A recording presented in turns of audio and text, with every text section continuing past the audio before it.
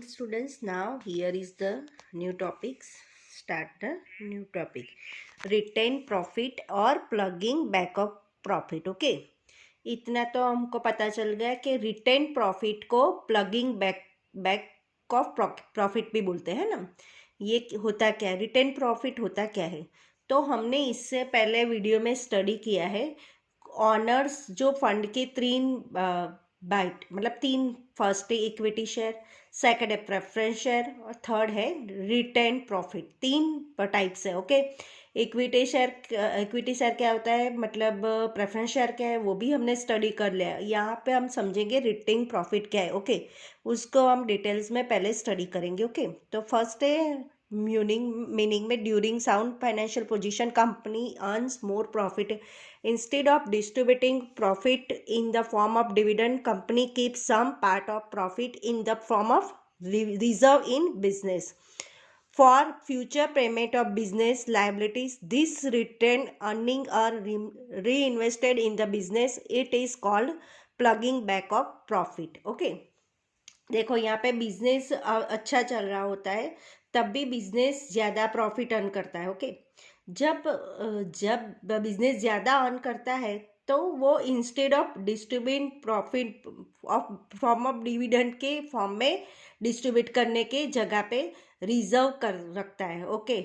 अगर कंपनी ज़्यादा profit earn करती है तो हर मोस्ट ऑफ कंपनी क्या करती है, कोई भी कंपनी ज़्यादा प्रॉफिट अर्न करती है तो ज़्यादा डिविडेंड नहीं देती है, जितना दे रही है उतना ही डिविडेंड देती है। ओके। जो ज़्यादा प्रॉफिट अर्न किया है तो उससे क्या करती है, रिजर्व क्रिएट करती है। ओके। रिजर्व, अगर बिजनेस में कोई संभाल के रखना है, कोई पैसे रिजर्व रखे तो जब भी बिजनेस को काम होगा, कंपनी को काम होगा तो वो सारे पैसे का यूटिलाइज कर सकते हैं। ओके। क्लियर हुआ? रिटेन प्रॉफिट का होता है रिजर्व रखा हुआ प्रॉफिट यूज करना। ओके।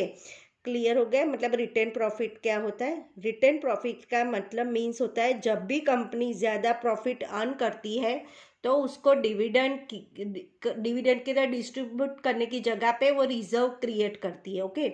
और जो पैसे को रिजर्व किया गया है वो पैसे को यूज़ करती है जब बिजनेस को ज़रूरत हो। ओके। क्लियर हुआ? रिटेन प्रॉफिट क्या होता है? ओके। नहीं। ओके। तो अगर कुछ कन्फ्यूज़न है तो यू विल आस्क मी। अब उसके हम एडवांटेजेस पढ़ेंगे। ओके।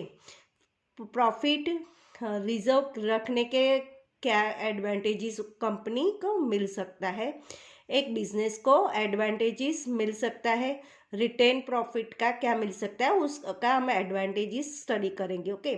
फर्स्ट है useful in times of recession, मतलब ओके जब मार्केट में बुरा एटमॉस्फेयर चल रहा हो, नेगेटिव चेंजेस, तंगी चल रही होती है, तब वो रिजर्व वाला पैसे काम आएगा। Okay. Useful in time of recession, मतलब time of recession, negative changes in the market as well as to face difficulties arising in type of recession the retain profit is very useful. Okay. जब market में negative changes आएंगे तो सब तंगी चल रही होगी तो पैसों की कमी होगी। जब मार्केट में ऐसी सिचुएशन आएगी तो ये जो रिजर्व रखा हुआ पैसा है, रिटेन प्रॉफिट है, वो बहुत काम आ जाएगा। ओके। उसके बाद है सेकंड है useful in implementation of future plans. Okay. अगर बिजनेस में कंपनी ने फ्यूचर में कोई प्लान बना के रखे तो वो प्लान को इम्प्लीमेंट करने के लिए ये रिटेन प्रॉफिट बहुत काम आएगा। ओके। पर यहाँ पे मैं रीड करती हूँ, for implementation of future plans like development of business unit, expansion and modernization, there is need to raise capital. Company does not have to depend on external sources. Okay. तो यहाँ पे बताए गए कंपनी के future के plan होंगे, business के future plan होंगे, तो वो प्लान को इम्प्लीमेंट करने के लिए रिटेन प्रॉफिट बहुत यूजफुल होगा। ओके। अगर बिजनेस को डेवलप करना है, बिजनेस को एक्सपांड करना है, उसको मॉडर्नाइज करना है और मतलब मॉडर्न करना है, बिजनेस को और मॉडर्न करना है, तो उसके लिए कैपिटल चाहिए होगा, और कैपिटल चाहिए होगा तो रिटेन प्रॉफिट ज़्यादा काम आ जाएगा। ओके, एक्सटर्नल मतलब एक्सटर्नल पे डिपेंड नहीं होना है अपने सोर्सेज पे। ओके, थर्ड है useful of purchase new assets at the end of assets estimated life as of assets the retain profit can be use to purchase new assets. Okay, जब भी एक असेट की लाइफ ख़त्म हो जाती है, एक असेट की लाइफ एस्टिमेटेड लाइफ ख़त्म होती थी, जितनी बिजनेस से सोची थी, जितने कंपनी ने सोची थी, जो असेस लाइफ सोची थी, अगर वो कंपनी ख़त्म होने के बाद मतलब वो असेस ख़त्म हो जाने के बाद नई असेस परचेज करनी होती है, तो रिटर्न प्रॉफिट बहुत यूजफुल है न्यू असेस को परचेज करने के लिए। ओके, फोर्थ है fix dividend policy. When sometimes company adopts a stable dividend policy, then retained earning become useful. Okay, यहाँ पे अगर कंपनी में फिक्स डिविडेंड पॉलिसी अडॉप्ट किया है, मतलब शेयर होल्डर को इन्वेस्टर को फिक्स रेट ऑफ डिविडेंड देना है, तो अगर कंपनी ने फिक्स डिविडेंड पॉलिसी अडॉप्ट की है तो रिटेन प्रॉफिट बहुत यूजफुल होगा। ओके, फिफ्थ है burden free assets as it is source of ownership capital retain profit there is no need to create burden on the assets, है ना। तो यहाँ पे वो आपको ध्यान में है कि यहाँ पे जो ऑनरशिप होता है कैपिटल के, जो हमने पढ़ा है कि रिटेन प्रॉफिट के ऑनर्स के कैपिटल पे है, ऑनर्स कैपिटल है, ऑनर का ही पैसा है, असेट्स पे कुछ भी बर्डन नहीं होगा। अगर नहीं तो हम किसी से पैसे लेने होते हैं तो हमारे असेट्स मॉर्गेज रखना पड़ता है। ओके, मॉर्गेज मीन गिरवे रखना होता है, पर यहाँ पे ऑनर का ही पैसा है, मतलब ये विद इन पैसा और ऑनर का ही है, तो उसकी असेस उसको गिरवी नहीं रखनी पड़ेगी, असेस का बर्डन नहीं आएगा। ओके, सिक्स है borrow capital can be repaid. Retain profit are useful to prepaid borrowed capital. Okay, अगर कुछ प्रॉफिट रिजर्व रखा हुआ है और कंपनी ने पहले ही कुछ बोरो लिया है, तो किसी से कुछ उधार लिया होगा, वो उधार को पे करने के लिए रिटेन प्रॉफिट यूजफुल होगा, है ना।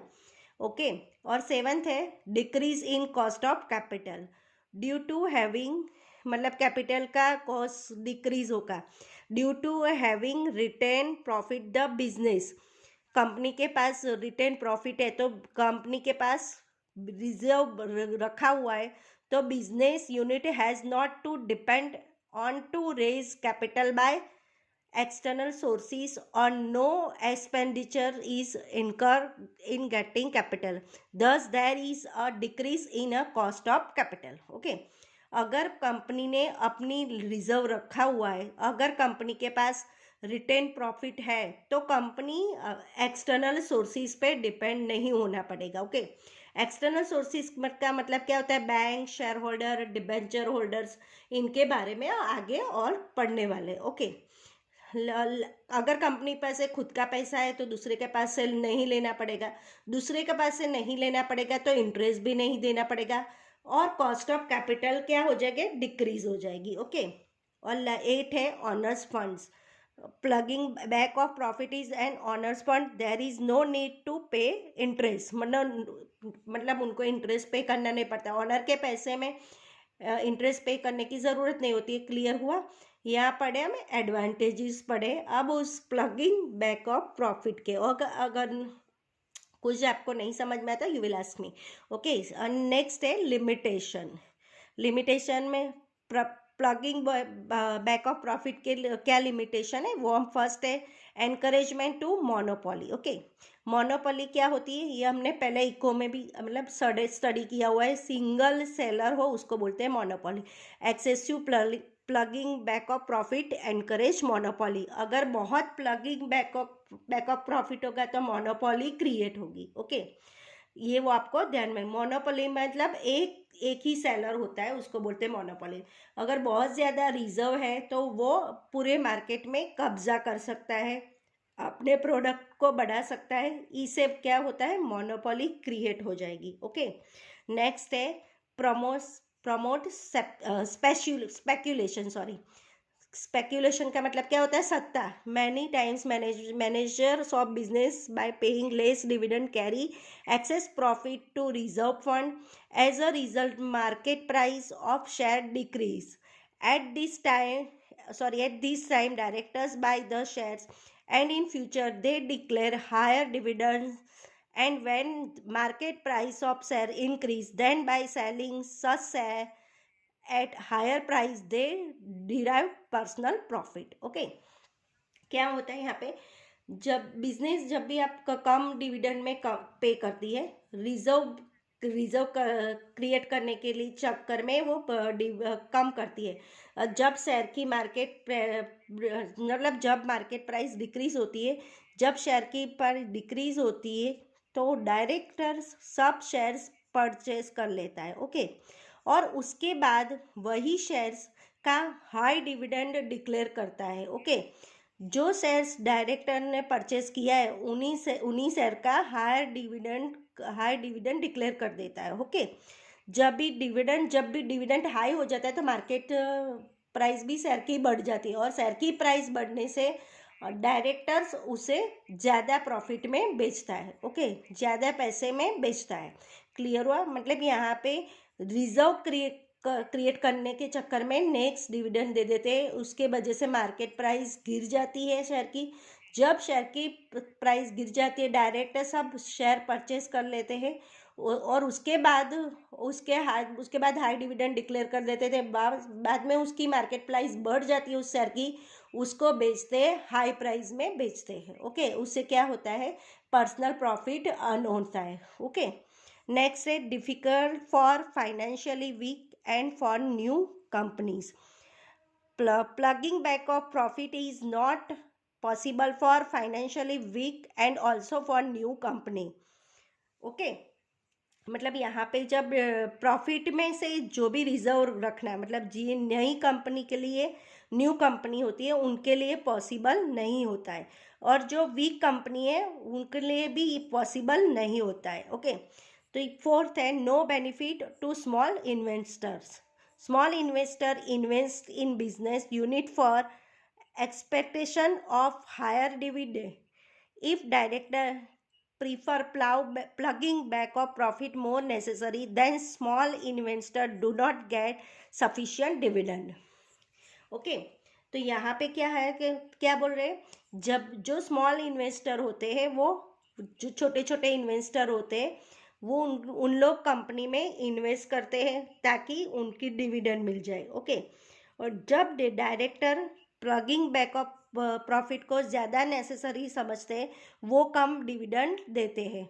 कम डिविडेंड रिजर्व ज़्यादा होगा, तो जब डायरेक्टर प्लगिंग बैकअप प्रॉफिट ज़्यादा नेसेसरी समझते हैं तो वो डिविडेंड कम देते हैं। ओके, जिसकी वजह से small investor do not gate sufficient dividend, उसकी वजह से सफिशिएंट डिविडेंड नहीं मिलता है। ओके, यहाँ पे दो टॉपिक कवर किए, एडवांटेजेस प्रेफरेंशियल मतलब advantages retain profit of ploughing backup profit advantages and उसके लिमिटेशन। ओके, और तीनों हमने क्लियर कर लिए। ओके, नेक्स्ट टॉपिक है बोरोड फंड्स। तो new video I will explain you borrow funds. Okay students, thank you.